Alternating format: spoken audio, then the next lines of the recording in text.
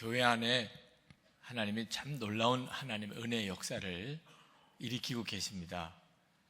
여러분들은 지난 한 주간 동안 정말 은혜가 충만하게 사셨습니까?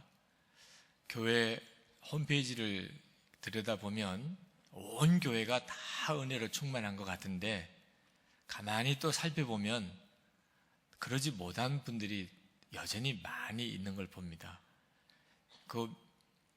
전체 비중으로 따지면 아직 한 10분의 1도 되지 않았을 것 같은데 그런데도 교회는 전체가 은혜로 충만한 것 같은 느낌이 듭니다. 아마 그것은 하나님께서 아마 그렇게 교회 전체를 이끌어 가시려는 뜻이 있는가 봅니다. 그래서 여러분들에게 권합니다. 하나님께서 지금 저희 교회 안에 이건 제가 시작한 것도 아니고 제가 이끌어가는 것도 아닌 하나님 놀라운 은혜의 역사를 교회 안에 일으키고 계십니다. 그 흐름을 여러분이 꼭 타시게 되기 바랍니다. 여러분들이 주의 인도하심에 믿음과 순종으로 나가보십시오.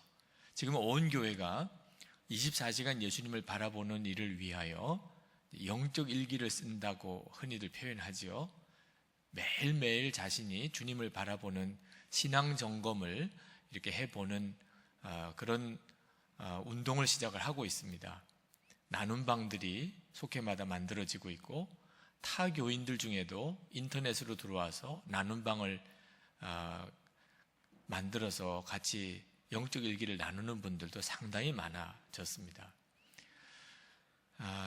여러분, 도대체 이렇게 은혜가 충만해지면 어떻게 되는 걸까? 궁금하신 분들도 있으실 거예요. 이미 은혜가 충만하신 분들은 뭐 말할 것도 없지만 도대체 이렇게 은혜가 충만해진다는 것, 예수님을 24시간 그렇게 바라보고 믿어지고 주님과 동행하게 되면 도대체 뭘 어떻게 되는 걸까? 그렇게 궁금해 하시는 분들은 시편 8편을 읽으면 그 느낌을 가지실 수 있으세요. 성경에 은혜가 충만한 사람, 정말 하나님을 대면하여 보듯이 그렇게 믿어지는 사람이 어떤 은혜를 받을까, 그 마음은 어떨까 하는 것을 가장 잘 표현해 준 성경 중에 하나가 시편 8편입니다. 자, 시편 8편 1절을 한번 보실까요? 여호와 우리 주여, 주의 이름이 온 땅에 어찌 그리 아름다운지요. 주의 영광이 하늘을 덮었나이다. 여러분, 하늘을 보고 땅을 보고 다윗이 지금 하나님 앞에 찬양을 올리고 있어요. 근데 사람들이 누구나 다 자연에 가면 그 아름다운 자연의 풍경을 보게 되면 이런 감탄을 하게 됩니다. 야, 너무 좋다. 야, 너무 시원하다. 스트레스가 다 날아가는 것 같다. 뭐 이런 표현을 하죠. 그러나 그 자연을 보면서 탄복하고 또 아주 놀라면서도 그 자연 속에서 하나님의 이름을 본다든지 하나님의 영광을 보는 것은 누구나 다 그런 게 아니라는 것입니다.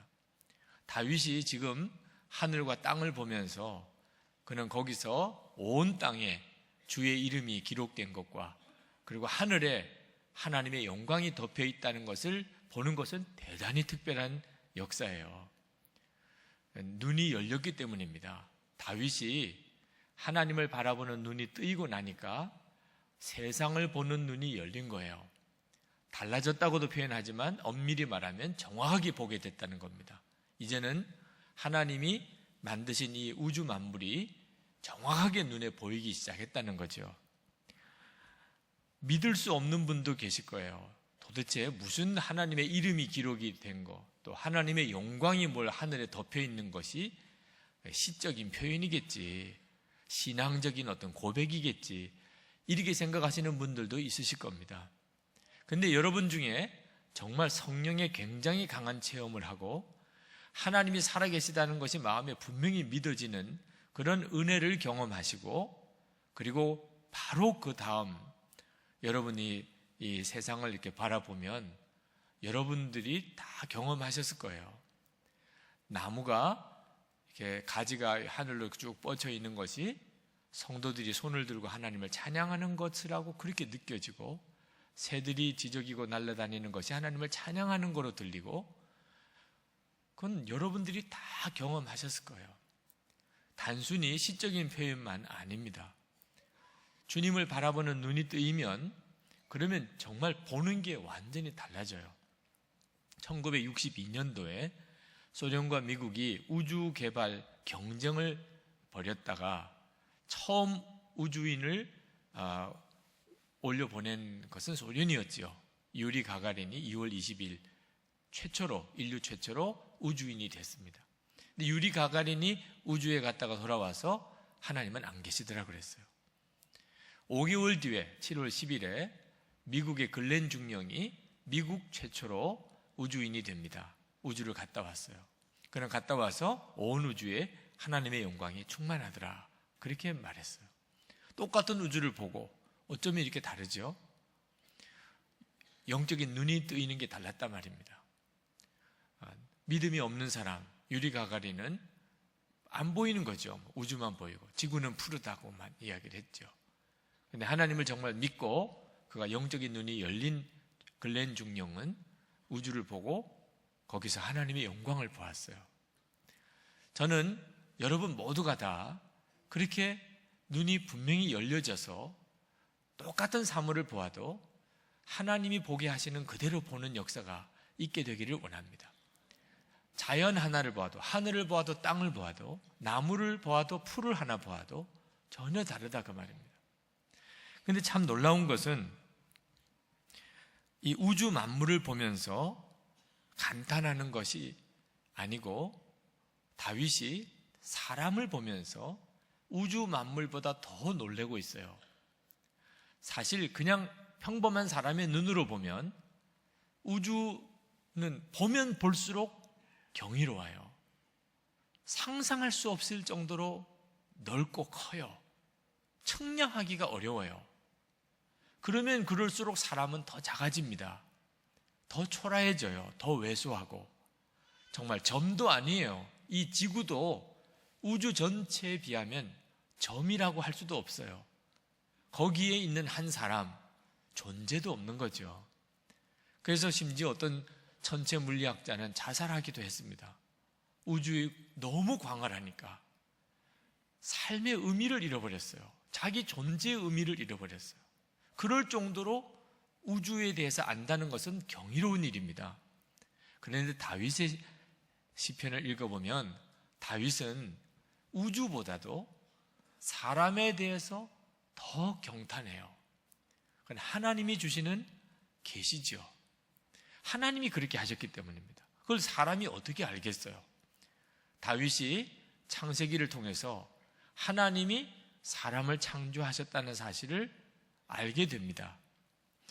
3절 4절을 한번 보겠습니다. 주의 손가락으로 만드신 주의 하늘과 주께서 베풀어 두신 달과 별들을 내가 보오니 사람이 무엇이기에 주께서 그를 생각하시며 인자가 무엇이기에 주께서 그를 돌보시나이까. 하나님이 계시해 주지 않았다면 사람이 그렇게 소중한 존재인지, 하나님의 사람을 그렇게 사랑하시는지 알 수가 없어요. 사람은 이 우주 전체에 비하면 아무것도 아닌 존재예요. 근데 5절에 보니까 그를 하나님보다 조금 못하게 하시고 영화와 전기로 관을 씌우셨나이다. 하나님께서 인간을 보통 귀하게 만든 게 아니란 말입니다. 하나님처럼 만드셨어요. 그리고 영화와 전기의 관을 사람에게 주셨어요. 우리가 사람을 볼 때는 별거 아닌 것처럼 보여도 실제로 하나님께서 우리에게 주시는 계시의 말씀에 의해 보면, 영안이 열려서 보면 사람은 보통 귀한 존재가 아닙니다. 이 우주도 말입니다, 사람을 위해서 만드셨어요. 사람이 이 우주를 관리하고 다스리라고 하나님이 만들어 주신 것이에요. 6절부터 8절까지 보실까요? 주의 손으로 만드신 것을 다스리게 하시고 만물을 그의 발 아래 두셨으니 곧 모든 소와 양과 들짐승이며 공중의 새와 바다의 물고기와 바닷길에 다니는 것이니이다. 다윗은 하나님이 창조하신 온 세상을 보면서 그가 감탄하면서도 또 한편 사람에 대한 하나님의 사랑을 깊이 느낍니다. 이건 놀라운 일입니다. 여러분, 정말 여러분이 24시간 예수님을 바라보는 눈을 뜨고 살아보면 세상에 대해서도 보는 눈이 달라지고 사람 보는 눈도 달라져요. 다윗은 그저 하나님의 천지를 창조하신 것 속에서 이 사람을 향한 하나님의 사랑을 보았을 뿐이지만, 우리는 말입니다, 인간이 타락하고 난 다음에 독생자를 주셔서 우리를 대신 구원해 주시는 그 엄청난 십자가의 사랑까지 알고 있어요. 하나님이 우리를 왜 이렇게 사랑하시죠? 로마서 5장 8절에 우리가 아직 죄인 되었을 때 그리스도께서 우리를 위하여 죽으심으로 하나님께서 우리에 대한 자기의 사랑을 확증하셨느니라. 하나님이 우리를 너무너무 사랑하세요. 믿어지지가 않아요. 정말 성령께서 믿음을 주시지 않으면 하나님이 살아계시고 그 하나님이 나를 독생자를 주시기까지 사랑하셨다는 이 메시지가 믿어지지 않는다니까. 그러나 이 말씀이 깨달아져야 되고 믿어져야 우리는 살아요. 1966년 11월에 성심여자대학교 기숙사에서 한 자매가, 양모 양이라는 자매가 기숙사 굴뚝에 올라가서 투신 자살을 했습니다. 그는 평소에 염세주의 철학자들의 책을 탐독했던 사람입니다. 그가 유서에 이렇게 썼어요. 사람은 누구입니까? 나는 아무것도 아닙니다. 그럼 죽어야지요. 그가 철학책을 보면서 사람은 아무것도 아닌 존재예요. 그럼 살 이유가 뭐 있어요? 어렵게 공부하고 힘들게 살아갈 이유가 뭐 있어요? 차라리 빨리 죽는 게 낫지. 그리고 자살을 한 겁니다. 진리를 알지 못하고 복음을 알지 못하면 인생을 이렇게 끝내버려요. 중학교 3학년 아이가 자기가 살던 고층 아파트에서 떨어져 자살을 했습니다. 유서를 썼어요. 아버지, 어머니, 저는 먼저 갑니다. 저는 아버지, 어머니가 원하는 대로 인문계 고등학교에 진학할 수 없어서 부모님 얼굴 뵐 면목이 없기에 이 세상을 떠납니다. 그 아버지는 중소기업 사장이고 어머니는 약사인 분이에요. 아주 인텔입니다. 아들이 공부 잘하기를 원해서 적어도 인문계 고등학교는 가야지. 근데 자기 성적이 그렇게 안 나와요. 부모님에게 실망시켜드리고 사느니 차라리 죽는 게 낫겠다. 결론을 그렇게 내렸습니다. 성적으로 모든 걸 평가한 거예요. 왜 그렇지요? 하나님은 살아계시고 하나님은 이 온 우주 만물보다 우리 사람을 더 사랑하시고 나를 존귀히 만드셨다는 사실을 모르고 믿지 않았기 때문이죠. 그 사실을 믿었다면 성적 때문에 죽을 이유가 없는 거 아니겠습니까? 여러분, 복음은 그냥 듣고 스쳐 지나갈 내용이 아닙니다. 우리가 진리를 정확하게 알고 그리고 정확하게 보는 눈이 뜨여야 비로소 하나님의 계획에 의하여 우리가 살아갈 수 있게 됩니다.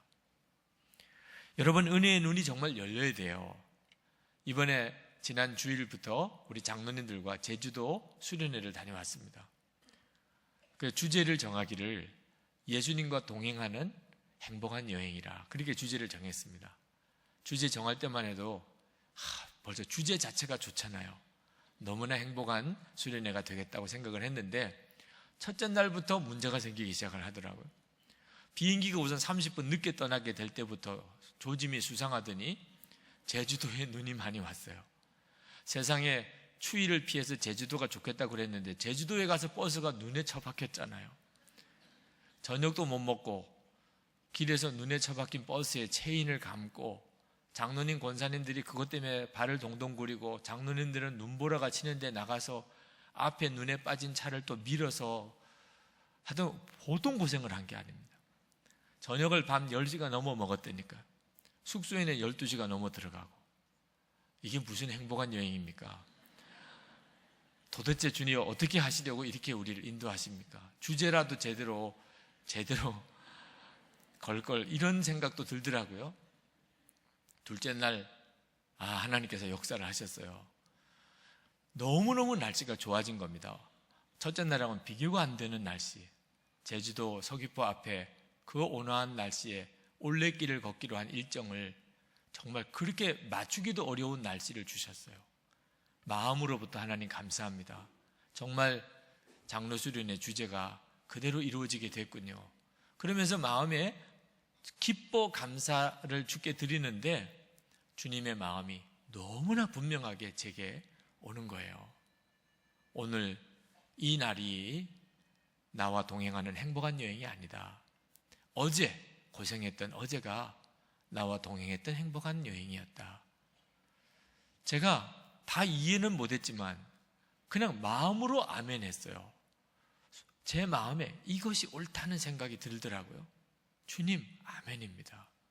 그러고 난 다음에 가만히 생각해 보았어요. 왜 그럴까? 날씨가 너무 좋으니까 정말 행복하더라고요. 제주도 앞바다도 너무 아름답고 그 바닷길을 올레길을 걷는데 야, 이러니까 사람들이 많이 모이는구나 그런 생각도 들어요. 섬도 보이고 그리고 그 제주도의 풍광도 너무 아름답고 함께 동행하는 장로님 권사님 너무 좋고 그러니까 주님 감사합니다 그러면서도 주님은 묵상이 안 되더라고요. 너무 보이는 게 좋으니까 이것도 봐야 되고 저것도 봐야 되고. 근데 어젯밤에는 정말 대책이 없으니까 그냥 오로지 주님만 생각이 드는 거예요. 주여, 도대체 이걸 어떻게 하면 좋습니까? 그냥 다 장로님 권사님들 마음으로 다 주여, 주님 어떻게 해주세요. 10시까지 온 고생을 다 했지만 그래도 어제는 내내 주님만 묵상했었어요. 고생을 했지만 우리 김세대 장로님 마련한 저녁 식사를 또 멋있는 분위기에서 마무리를 잘 해주셨고 그리고 숙소에 돌아와서 하룻밤을 잤는데 다들 아침에 만나서 들어보니까 불평 한마디 없고 꿈꾸는 것 같았다는 거. 어젯밤이 꿈을 꾸는 것처럼 마치 천국에서 하룻밤을 보낸 것 같은 느낌이라는 거죠. 신기할 정도죠. 항상 주님을 바라보는 그때가 사실은 주님과 동행하는 행복한 여행이라는 거죠. 이것저것 관심 가지고 내 마음에 주님을 잊어버리게 될 때가 오히려 위험하다는 거예요. 그래서 제가 마음에 주님께 응답했어요. 주여, 그렇습니다. 제가 이 교훈을 결코 잊지 않겠습니다.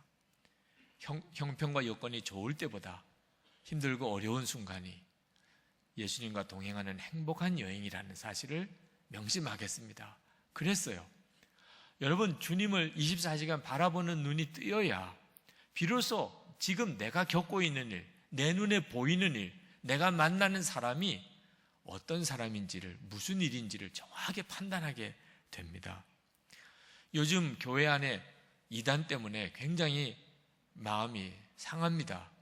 성도들을 어떻든지 이단에서 보호해야 된다는 책임감 때문에 담임 목사로서 보통 신경이 쓰이는 일이 아니에요. 이단이 우리 교회 안에 들어와 있다 그러는데 누굴까? 이걸 어떻게 잘 목회적으로 대처를 해야 될까? 그런 고민을 하게 됩니다. 그런데 이거 대단히 위험하구나 하는 생각이 또 들어요. 이단보다 더 큰 위험이 우리가 있어요. 그건 뭐냐면 이단을 어떻든지 잘 대처해야 된다는 생각 때문에 서로 의심하는 거예요. 이단 아니야 저 사람? 이렇게 생각하는 거죠. 이게 더 무섭다는 것을 깨달았어요. 에베소 교회에 예수님께서 편지를 보냈습니다. 요한계시록 2장에 나오죠. 그 에베소 교회 편지 보낸 내용 2절부터 요한계시록 2장 2절부터 3절까지 보면 예수님께서 에베소 교회 교인들이 이단을 막아보려고 열심히 애쓰는 부분에 대해서 칭찬하고 계세요. 하여튼 이단으로부터 교회를, 진리를 지키고 복음을 지키고 하기 위해서 에베소 교회 교인들이 열심히 진리를 수호한 내용에 대해서 예수님께서 내가 그것을 안다. 너희들이 그렇게 했다는 것을 내가 잘 안다. 주님이 인정하시고 칭찬하셨어요. 그런데 4절, 5절 내려가면 갑자기 말씀의 분위기가 달라집니다. 그러나 너를 책망할 것이 있으니 너의 처음 사랑을 버렸느니라. 이 처음 사랑이 아가페 사랑이라는 뜻입니다. 하나님이 우리를 위해 독생자 주신 사랑, 예수님이 우리의 십자가에 죽으신 사랑, 성도들의 가슴에는 그 사랑이 있어요. 그래서 그 사랑으로 모든 이들을 사랑하는, 예수님을 믿으면 누구나 다 가지게 되는 그 사랑, 그 사랑을 잃어버렸다는 겁니다. 왜? 이단을 막아야 되니까. 아무나 믿으면 안 되니까. 이건 더 큰 걸 잃어버렸어요. 5절 말씀에 그러므로 어디서 떨어졌는지를 생각하고 회개하여 처음 행위를 가지라. 만일 그리하지 아니하고 회개하지 아니하면 내가 내게 가서 내 촛대를 그 자리에서 옮기리라. 촛대가 옮겨지는 이런 무서운 심판을 말씀하셨어요. 이유는 사랑 잃어버리면 다 잃어버린 거라는 겁니다. 성도 여러분, 예수를 믿은 가장 귀한 축복이에요. 여러분 행복하십니까? 세상이 아름답게 보이세요? 사람들이 사랑스럽습니까? 그러면 여러분은 지금 정상적으로 예수님을 잘 믿고 있는 거예요. 근데 여러분 너무 짜증나요? 세상은 답답하고 너무 험하고 사람들은 믿을 수가 없고 미워지고, 그러면 지금 여러분은 신앙생활을 뭔가 문제가 있게 하고 있는 겁니다. 24시간 예수님을 바라보는 믿음이 왜 중요한가? 여러분의 마음을 정말 세상을 바라볼 때 아름답게 보이고 사람을 볼 때 사랑스럽게 여기게 만들 수 있는 역사가 예수님으로부터 오기 때문이에요. 우리가 은혜 받았을 때는 다 그런 경험을 했습니다. 목사님, 저도 그런 경험 해본 적이 있어요. 근데 지금이 문제인 거예요. 근데 지금은 그런 은혜가 다 사라졌습니다. 왜 그랬지요? 은혜 받은 때가 너무 멀리 지나가서 그렇습니까? 그러면 어떻게 해야지요? 다시 부흥해야 됩니까? 기도원이 올라가야 되나요? 보통 사람들은 그렇게 생각해요. 내가 은혜가 떨어졌나 봐. 그래서 뭔가 또 은혜 받는 자리를 찾아다니려고 합니다. 근데 여러분, 사도 바울이 누누이 말씀했어요. 빌립보서 4장 4절에 주 안에서 항상 기뻐하라. 내가 다시 말하노니 기뻐하라. 항상 기뻐하라는 말은 그럴 수 있다는 뜻이죠. 항상 기쁘다는 말은 항상 충만하다는 뜻입니다. 그럴 수 있으니까 그렇게 말을 한 거예요. 그러니까 여러분, 예수를 믿으시면서 정확한 하나님의 계획을 아셔야 돼요. 한 번 은혜를 받았다가 또 식었다가 또 은혜를 다시 회복했다가 또 식었다가 이렇게 반복하는 것이 신앙생활이 아니고 한결같이 충만한 은혜를 누리고 살 수 있다는 거예요. 어떻게 그렇게 될 수 있을까요? 24시간 예수님을 바라보는 거죠. 그래서 그렇게 권해드리는 겁니다. 우리 가운데 충만한 은혜, 기쁨의 역사는 주님이 주시는 거예요. 환경이 주는 것도 아니고 사람이 주는 것도 아니에요. 예수님이 주시는 거예요. 예수님으로 인하여 기뻐지고 주님으로 인하여 충만해지면 세상이 너무너무 아름답고 사람이 너무나 사랑스럽게 보이는 거예요. 요한복음 4장 13절 14절에 예수님이 이렇게 말씀하셨습니다. 이 물을 먹는 자마다 다시 목마르려니와 내가 주는 물을 먹는 자는 영원히 목마르지 아니하리니 나의 주는 물은 그 속에서 영생하도록 솟아나는 샘물이 되리라. 예수님이 그렇게 하시겠다고 한 겁니다. 예수님께서 영원히 목마르지 않는 샘물이 되어주겠다는 거예요. 여러분, 절대 착각하면 안 됩니다. 환경 때문에 기뻐지고 사람 때문에 좋아지고 행복해지는 거 아니에요.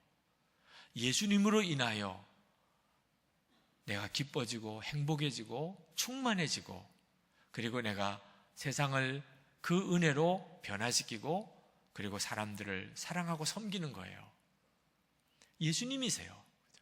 제가 2년 전에 안식오를 갔었습니다. 교회에서 한 달 동안을 제가 쉴 수 있는 시간을 주셔서 안식오를 갔는데 너무너무 행복했어요. 교회의 사역의 짐을 다 내려놓고 정말 24시간 예수님을 바라보는 생활을 해보았습니다. 새벽부터 밤에 잘 때까지 성경 보고 기도하고 주님 묵상하고 또 경건한 책을 읽고 그렇게 한 달을 지내보니까 주님과 동행하는 것이 얼마나 좋은지 매일매일이 너무너무 충만했어요. 그런데 안식을 끝나고 교회 돌아와서 사역을 들어오면서부터 그 충만함이 서서히 식어지는 겁니다. 바쁘게 사역에 부딪히다 보니까 마음에 상처도 생기고 피곤하기도 하고 지치기도 하고, 그래서 제 속마음에 또 안식월을 갔으면 좋겠다 이런 생각이 저절로 들더라고요. 장로님들이 허락을 해줬어요. 1년에 한 번, 한 달은 안식월 갔도록. 그래서 이제 얼마나 남았나, 또 안식월 가려면 얼마나 남았나, 하여튼 매일 그것만 묵상하고 날짜만 꽂고 지냈어요. 그때 가서 또 회복하고 와야지, 그렇게 생각을 하니까. 그런데 그때 내가 지금 단단히 잘못 생각하고 있구나 하는 생각이 들었습니다. 안식월이 나를 행복하게 해주는 게 아니고, 한 달 동안 쉬어야 비로소 회복이 되는 게 아닌데, 왜? 하나님의 말씀에, 주님이 분명히 하시는 말씀에 내가 주는 물을 그 속에서 영생하도록 솟아나는 샘물이 되리라. 예수님이 지금도 여전히 나와 같이 계신데 왜 지금은 안 해주실까, 그 말이에요. 그래서 그때 생각을 바꿨어요. 내가 휴가 가서 회복할 게 아니고 늘 지금 이렇게 평범하게 살아가는 여기서 안 되면 휴가 가서 된다는 것은 가짜구나, 속는 거구나. 그래서 그때부터 24시간 예수님을 내가 바라보자. 그리고 그것을 점검하는 일기를 쓰기 시작을 했습니다. 놀라운 거예요. 사람이 휴가를 가거나 아니거나 이런 환경의 변화의 차이가 없이 주님은 어디서나 동일하시더라고요. 그래서 너무너무 놀라운 은혜를 경험했어요. 그래서 교우들에게 그것을 권해드리는 거예요. 예수님은 무슨 부흥의 때나 산기도 가서나 특별히 역사하시는 분이 아니십니다. 이미 우리 안에 오셨어요. 그래서 그 예수님을 내가 계속 바라보게 되면 그 예수님으로 인하여 세상을 보는 눈이 바꾸어지는 역사가 일어나는 겁니다. 여러분, 우리가 세상 살다 보면 항상 편하고 좋은 시절만 있는 게 아니죠. 힘들고 어려운 때도 옵니다. 그러나 문제 없어요. 예수님은 우리를 떠난 적이 없어요. 항상 같이 계세요. 내 마음이 오신 거죠. 지금보다도 여건이 더 어려워져도 괜찮아요. 주님이 그 모든 상황을 보는 눈을 다 새롭게 열어주십니다. 여러분 중에 이미 그런 은혜를 누리고 계시는 분들이 계시다면 정말 축하를 드립니다. 자, 그러나 여러분 그런 은혜를 누리시는 분들 계시다면 꼭 한 가지 더 점검해 보셔야 돼요. 여러분이 목사님, 저 요즘에 너무 좋아요. 정말 주님과 늘 사는 것 같아요. 제 마음이 달라졌어요. 생각도 달라졌어요. 그렇게 기쁠 수가 없어요. 너무너무 잘 된 것입니다. 예수님은 그것 때문에 오신 거예요. 여러분을 그렇게 어떤 상황에서도 여러분의 마음과 생각을 지키고 그리고 구원의 기쁨을 누리게 하려고 오신 거예요. 그러나 주님의 계획은 여러분만 그렇게 충만하게 사는 것이 아니라는 겁니다. 여러분에게 오셔서 여러분의 눈을 새롭게 열어주시고 하나님이 지으신 우주 만물을 보게 하시고 사람을 향한 하나님의 놀라운 계획과 사랑을 깨닫게 하시고 여러분을 향한 놀라운 하나님의 계획을 정말 믿어지게 하시고 그래서 이렇게 행복해도 되나, 그렇게 살게 하시는 것이 주님의 계획이지만 주님은 그런 여러분들을 통해서 여러분 주변에 있는 사람들에게도 동일하게 역사하고 싶어 하시는 것입니다. 여러분 주변에 아직도 예수님을 모르기 때문에 하나님을 믿지 않기 때문에 전혀 마음이 안 열린 분들이 많습니다. 그들을 여러분을 통하여 만나시는 거예요. 여러분 주변에 있는 사람들이니까. 자, 이제 한번 점검해 보셔야 되는데 여러분 주변에 있는 사람들이 여러분을 통하여 변화를 경험하고 있습니까? 기쁨을 누리고 하나님의 사랑을 경험하고 정말 사는 것이 이렇게 행복할 수 있을까? 그렇게 변했다고 고백을 하십니까? 여러분의 남편은 어떠세요? 여러분 아내는 어떠세요? 여러분의 부모님, 여러분의 자녀들은 어떠세요? 예수님을 모시고 사는 여러분을 통하여 정말 생수의 강이 흘러가는 이런 역사를 경험하고들 계십니까? 여기까지가 하나님의 계획이에요. 우리를 통하여 우리 주변에 있는 모든 이들에게 하나님의 은혜가 흘러가는 거죠. 지난 금요일에 말씀 준비하는 일로 인해서 참 쉽지 않은 그런 하루를 보냈습니다. 주일 설교도 준비해야 되고 젊은이 교회 설교도 준비해야 되고 성령 집회 설교도 마무리해야 되고, 그런데 왜 그렇게 설교 준비에 방해가 되는 일들이 많은지 말씀에 집중할 시간을 얻기가 참 어려웠어요. 모처럼 이제 점심 식사 후에 일정들을 대략 정리하고, 그리고는 이제부터 말씀 준비에 좀 전념해야 되겠다. 그리고 하나님이 정말 마음에 주시는 말씀의 은혜를 저가 먼저 누리고 말씀 준비를 하고 있는 중에 누가 저를 만나러 오셨다고 연락이 왔어요. 그런 경우가 되면 솔직히 참 쉽지 않아요. 말씀 준비는 그 영적인 어떤 분위기가 제가 원한다고 해서 주어지거나 하는 게 아니기 때문에, 티벳의 어느 선교사님이신데 그냥 약속도 하지 않고 저도 알지 못하는 분이지만 그냥 무조건 저를 만나고 싶다고 오셨다고. 딴 때 같았으면 죄송합니다, 다른 분이 좀 대신 만나시고 저는 그저 말씀 준비를 계속 했으면 좋겠는데, 갑자기 마음에 그를 만나야 한다는 느낌이 들어요. 같이 제 아내가 그 자리에 있었는데 제 아내도 그분을 만나야 할 것 같다는 생각이 든다는 거죠. 항상 주님이 주시는 마음에 일단 순종해 보기로, 아닐 수도 있지만 항상 순종해 보기로 결심을 했기 때문에 빨리 말씀 영감이 왔던 내용들을 그저 간단한 메모 형태로 정리를 해놓고 그리고 이제 나갔습니다. 그랬더니 아주 남루한 복장을 하고 계신 부부가 계세요. 중국 조선족이시고 그리고 중국 지하교회에서 목사 안수를 받으신 네 분이 티벳에 선교사로 가서 사역을 하시는 정말 아주 초라해 보이는 사역자들이셨어요. 근데 한국을 처음 올 기회가 있어서 오면서 어디서 제 설교를 들은 적이 있어서 꼭 저를 만나보고 싶어서 물어물어 오셨다는 겁니다. 오면서도 저를 만날 수 있으리라고는 생각을 못했대요. 그리고 만날 약속도 한 것도 아니고, 그러나 하여튼 무작정 한번 가보자고 왔던 거죠. 근데 제가 그냥 나가서 뵈니까 저를 보고는 두 분이 눈물을 글썽거리면서 울어요. 제가 오히려 좀 당황스럽더라고요. 도대체 내가 뭐길래 저를 보고 이렇게 울기까지 하시나. 그래서 어떻게 저를 만나기를 뭘 하기를 원하십니까? 아무것도 없대요. 그냥 만나기만 하기를 원한다고, 그냥 만나고 싶어서 왔다고. 중국에서 조선족으로 지하교회 교인으로 목사 안수 받고 거기서 선교사까지 파송되었다는 것은 이분들이 치러야 될 희생이 얼마나 컸나를 말해주고 있는 겁니다. 정말 하나님이 귀하게 세우신 종이라는 느낌이 들더라고요.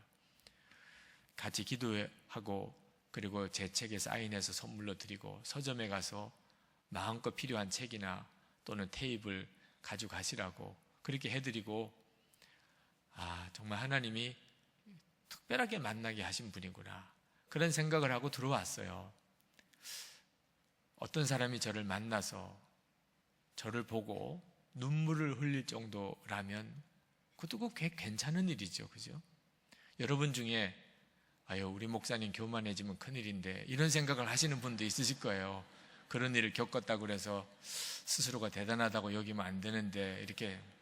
근데 걱정하실 이유가 하나도 없어요. 전 절대로 교만할 수가 없어요. 네.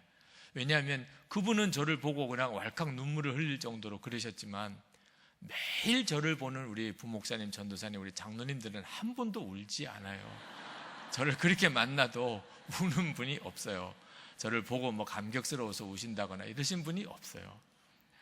어제 같은 경우에 참 어려웠던 또 하루예요. 주일 앞두고 쉽지 않은, 영적으로 참 제가 어려운 때인데 또 주일 점검하는 회의는 또 주재를 해야 되니까 회의 때 제 마음에 차지하는 어떤 일이 있어서 제가 몇 가지 이렇게 지적한 일이 있었습니다. 항상 그러면 분위기가 또 갑자기 다 가라앉게 되죠. 지나고 나면 왜 그랬나 이런 생각이 들면서도 또 담임 목사로서 그런 것을 또 바로 지적을 안 하면 또 안 되겠고, 그게 항상 마음이 속상합니다. 그러면서 생각이 들기를, 좀 내 마음에 딱 들게 일들을 좀 못해 주시나 이런 생각도 한편 들었어요. 근데 그때 바로 이 금요일에 오셨던 분 생각이 나요. 하나님께서 제게 너는 부목사님, 전도사님, 장로님들에게 정말 그들의 마음에 기쁨이 되도록 하고 있느냐? 그 사람들이 너에게 그렇게 해주기를 원하는 게 아니고 너는 정말 그들에게 그렇게 기쁨이 되고 너 때문에 행복하고 너 때문에 기쁘고 너 때문에 만족이 되고 그렇게 너는 하고 있느냐? 할 말이 없더라고. 네. 저에게 와서 화 안 내는 것만도 감사해야죠. 네. 할 말이 아무것도 없어요. 지난 장로 수련회 때 제가 영적 일기 나눔 방에 우리 목사님들과 함께 나누는 영적 일기 나눔 방에 그날 영적 일기를 올렸습니다. 이번 장로 수련회 중 장로님 부부 모두 너무나 행복해 하였다. 내가 변했단다. 담임 목사가 24시간 예수님을 바라보니 장로 수련회가 너무 행복해졌단다. 지난날 나의 모습이 어떠했나 부끄럽고 미안했다. 내친 김에 오늘 저녁 집회도 취소하고 아주 쉬게 해드려 하는 생각을 하다가 내가 너무 인기에 연연해서 오버하는 것 같아 부끄러웠다. 그렇게 썼어요. 그랬더니 댓글이 달렸습니다. 부목사님 한 분이 지난번에 월요일마다 남한산성 올레길을 걸어보자고 하셨지요. 그때 담임 목사님의 변화를 확인해야겠습니다. 하여튼 저에게 있어서 제일 큰 숙제는 정말 주님의 놀라운 은혜가 나를 통하여 다른 사람에게도 흘러가는가.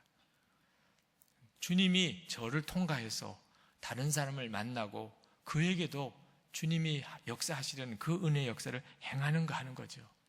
혹시 여러분 주변의 사람들이 변하지 않습니까? 그게 여러분에게 문제입니까? 그게 여러분을 힘들게 합니까?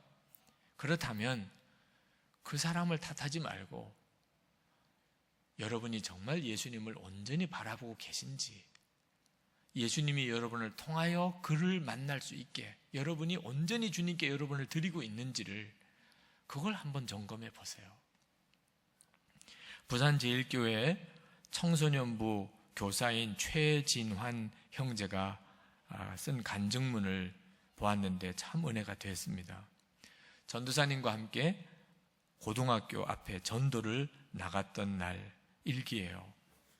전도사님께서 한 남학생에게 전도지를 내밀었을 때 그 학생이 저희를 아래 위로 훑으며 휙 돌았었습니다.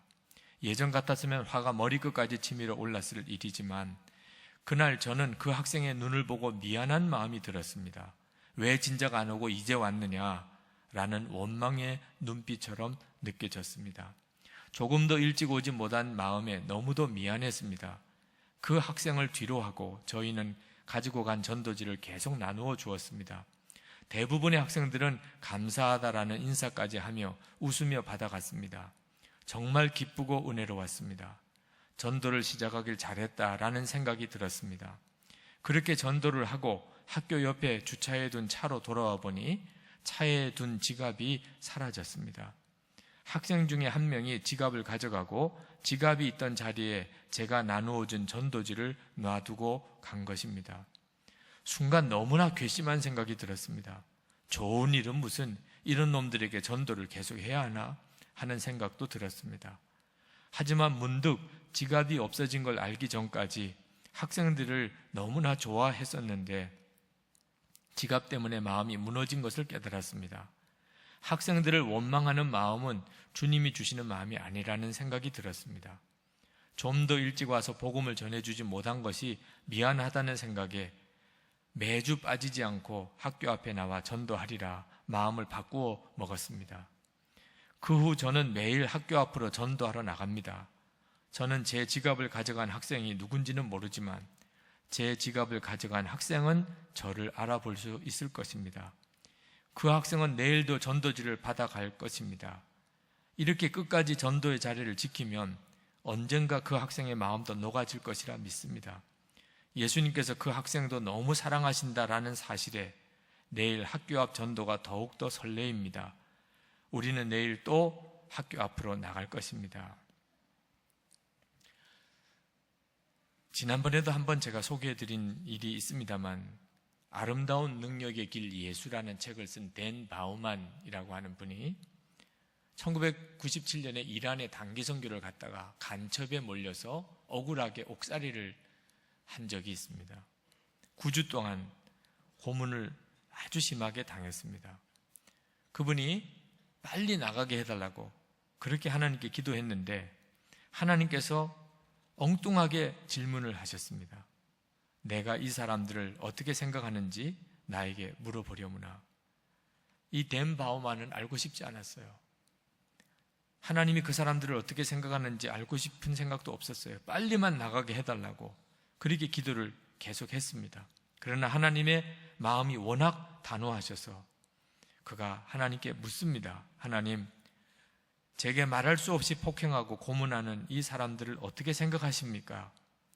그 질문이 끝나기가 무섭게 자기 마음에 자기를 신문하던 그 사람에 대한 사랑과 긍휼함이 느껴지기 시작했답니다.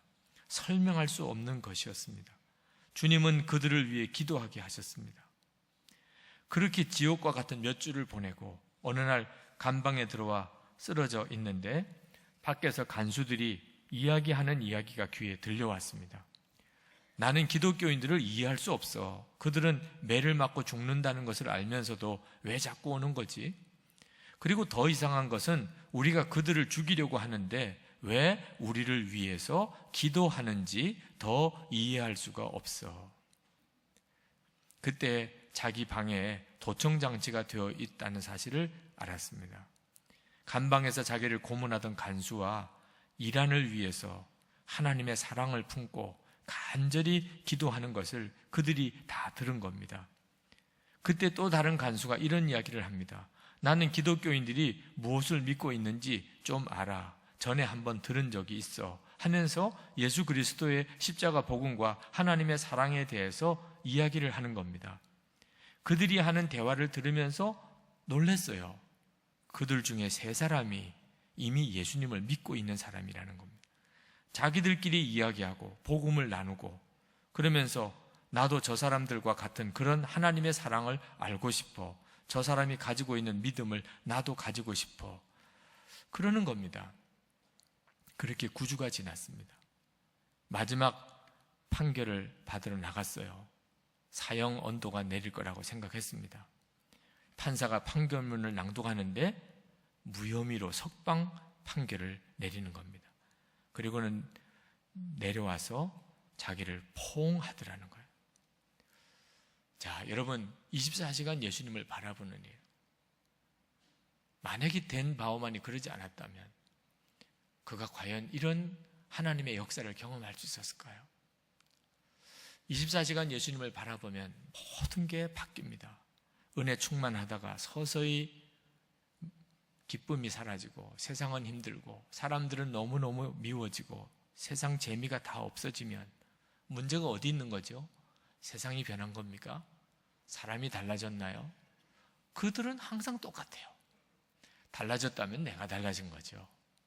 예수님을 바라보는 믿음의 눈이 뜨이는 것, 그러지 못하니까 그만 세상 보는 눈이 그렇게 다 어그러지게 된 거죠. 예수님을 바라보는 눈이 뜨이면 또 다 달리 하나님이 보게 해주시는 것입니다. 오늘 시간 여러분 안에 주님을 바라보는 이 하나님의 놀라운 초청에 여러분이 정말 전심으로 응답하시기 바랍니다. 그리고 정말 여러분이 24시간 주님을 바라보시는 삶을 살아보십시오. 서로 도와주십시오. 여러분의 삶 전체가 바꿔지는 역사를 주님이 주실 것입니다. 기도합시다. 우리 간절한 마음으로 하나님 앞에, 하나님, 제가 이제는 정말 주 예수님을 바라보는 눈을 뜨고 살겠습니다. 제게 볼 것을 제대로 보는 눈을 열어주소서. 기도하겠습니다. 은혜와 사랑에 충만하신 아버지 하나님, 주의 크시고 놀라우신 은혜를 감사합니다.